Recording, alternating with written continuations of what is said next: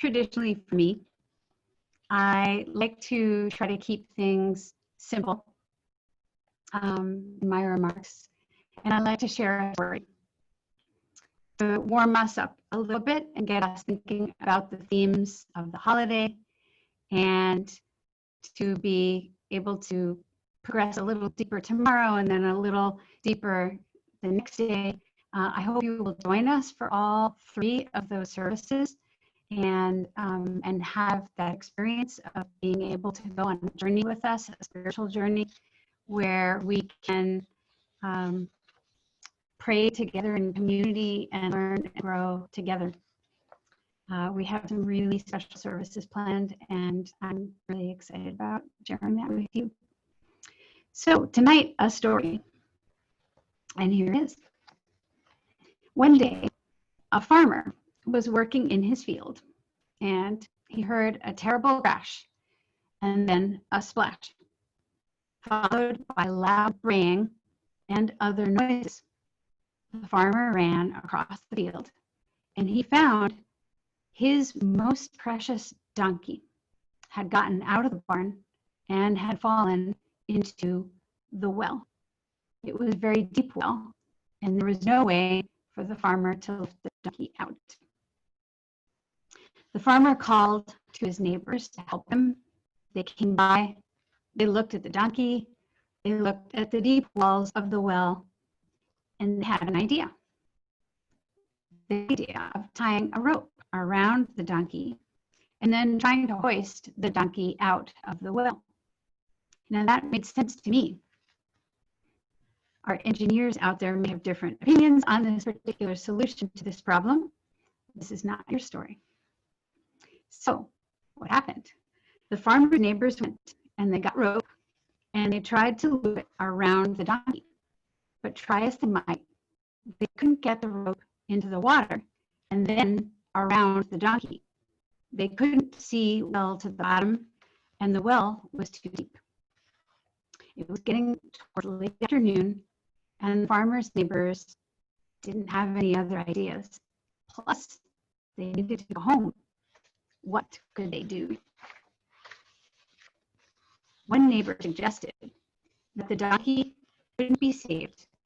Then perhaps it would be better to bury it with earth in the well, rather than leaving there and listen to it suffer all night. Perhaps its leg had broken in the fall, and it would be the kind and compassionate thing to do. Now the farmer was inconsolable. This was his best donkey, and he'd lose his well in the process too, because it would be full of earth. Reluctantly, he agreed. The neighbors got their shovels and they went to work. The first shovelful of dirt fell down the well and it smacked the donkey on the back. The donkey looked up and he saw more dirt coming down. And the donkey understood that the people up at the top were trying to bury the donkey in the well. But this donkey was not interested in being buried in the well. So the donkey shook the dirt off its back and kicked the dirt underneath it to the bottom of the well. Another shovelful of dirt fell, and then another. Each time, the donkey shook it off and kicked it down. The farmers couldn't see down the well, but the donkey had stopped braying, so they just kept shoveling. Soon, the farmers had lobbed enough dirt into the well that the donkey could then also kick it against the wall. That started to form a mound and rise above the water. Soon the mound was large enough that the donkey could stand on it. When the donkey looked up, it saw that it was closer to the top of the well. Each new shovelful of dirt, the donkey would tamp it down and rise another inch or two toward the top. Eventually, the farmers looked down into the well again to see what happened with the donkey. They were very startled to see the donkey's face looking up at them, only a few feet away. They threw in a few more shovels of dirt, having recognized and realized what had just happened. And then finally, they were able to pull the donkey out of the well. The donkey stood up, looked around at the gathering that had assembled to save it, and walked out past them and went across the field back to pasture.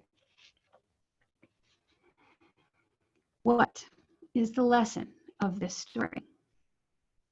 I'll call it the power of hope. These days, life can feel like ever more weight being shoveled on top of us, down a deep dark well where it seems there is no way out. Sometimes it can feel this way even when we know that other people are trying to help us out. It can be easy to lose hope in these moments, to succumb to the weight of that burden, and just want to give up. But what happens if instead we try shaking it off and keep going?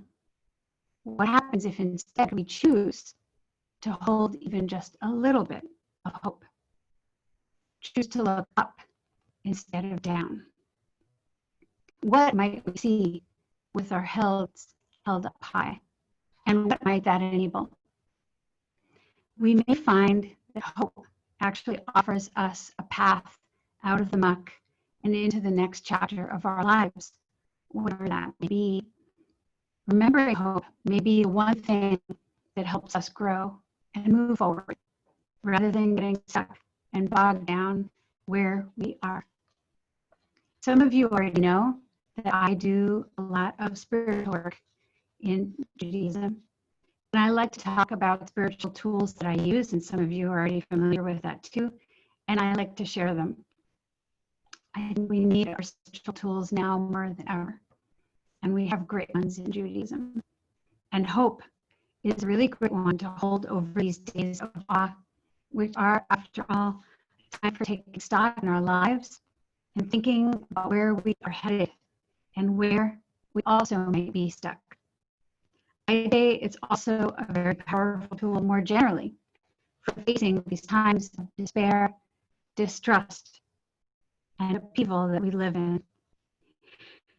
And the greatest part is we don't even have to be donkeys to use it. Shabbat Shalom and Shana Tova.